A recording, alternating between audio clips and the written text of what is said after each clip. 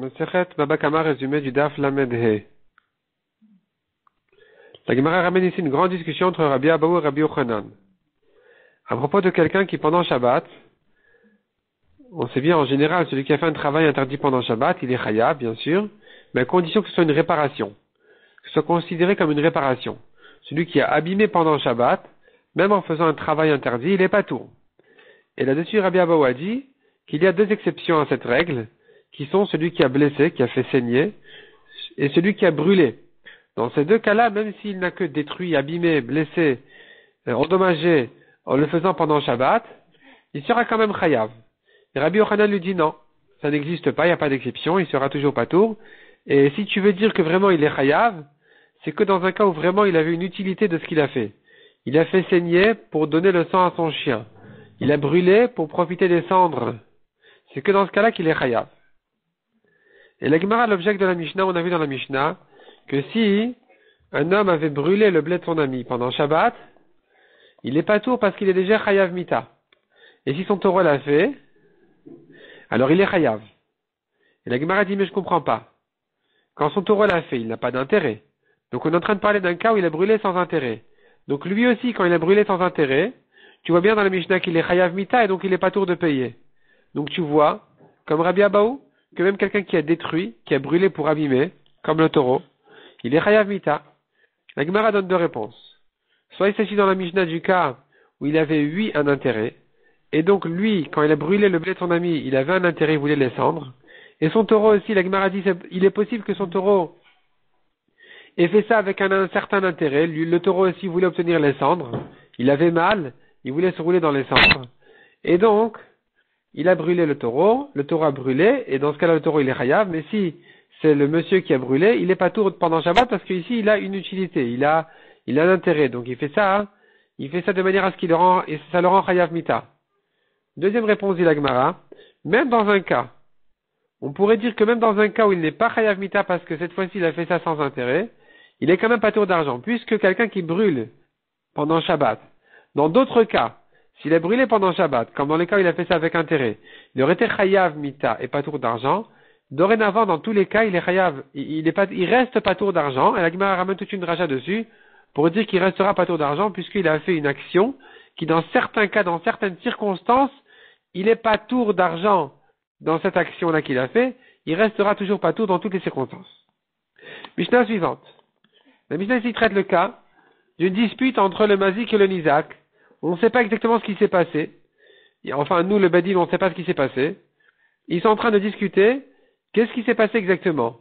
Lui, il dit, ton taureau a encorné mon taureau.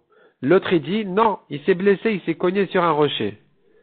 Lui, il dit, c'est ton taureau petit qui a encorné mon taureau.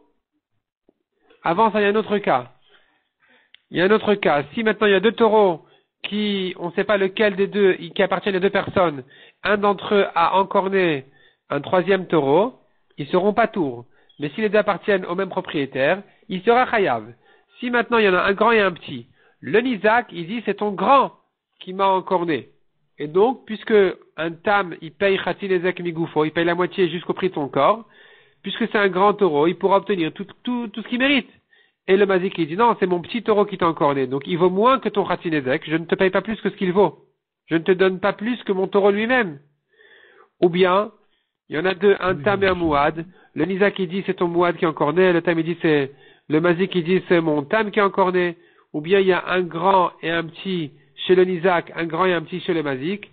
Le nizak, il dit, le grand a encorné le grand, le petit a encorné le petit. Le mazik, il dit, non. Le petit a encorné le grand. Et donc, je ne te paye pas plus que le petit sur la moitié du dommage du grand. Eh bien, dans tous ces cas-là, on dira à Moti Mechavero à la Varaya. Le Nizak a lui de prouver. C'est au Nizak de prouver, s'il veut prendre l'argent, que ce qu'il dit est vrai.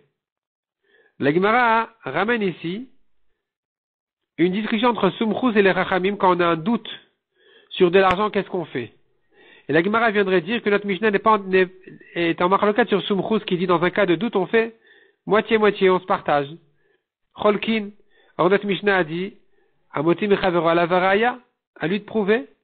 Et la Gemara vient déduire de la Mishnah que notre Mishnah parle même d'un cas où les deux sont certains, le mazik comme le nizak.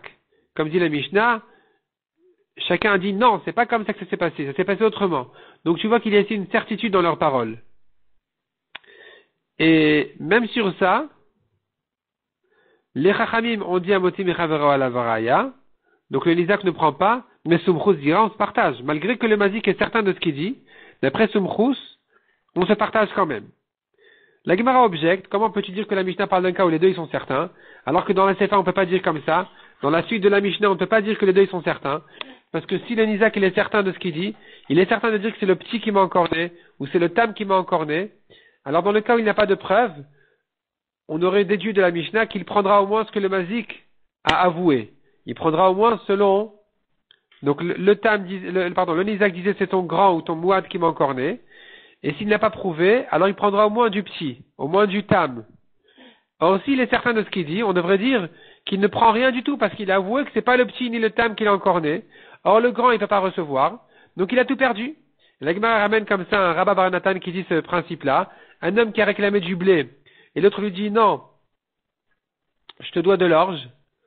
Alors, il n'est pas tout complètement parce que celui qui a réclamé, il dit, non, tu me dois du blé, donc pas de l'orge. Sur le blé, il n'a pas de preuve. Sur l'orge, il a avoué qu'il ne mérite pas. Donc, il a tout perdu. Donc, notre Mishnah qui a dit, le Nizak prendra au moins ce que le Mazik a avoué, c'est que le Nizak n'est pas certain de ce qu'il dit, parce que s'il était certain, ça s'appelle qu'il aurait avoué et reconnu que le Mazik ne lui doit pas ça. Et donc, le Mazik aurait été pas tout complètement. Donc, il faut dire dans la Sefa, dans la suite de la Mishnah, que le Nizak n'est pas certain. Et la Gemara dit, d'accord, la Sefa de la Mishnah parle d'un cas où le Nizak n'est pas certain de ce qu'il dit, et le Mazik, il est certain. La Recha parle du cas contraire. Le Nizak, il est certain. Il lui dit, c'est pas sur le rocher qui s'est cogné, c'est ton taureau qui me l'a encorné. Et le Mazik, il dit non, peut-être que c'est sur le rocher qui s'est cogné. Et c'est sur ça qu'éventuellement, on aurait dit la Mishnah, que selon Chachamim Amotim Mechavero à la Varaya, et selon Somchrous, il se partage. Pourquoi il se partage? Parce que le Nizak, il est certain, il lui dit, j'ai vu ton taureau encorner le mien. Donc, même s'il n'a pas de preuve, au moins on fait moitié-moitié, puisque le Mazik ne le contredit pas avec certitude.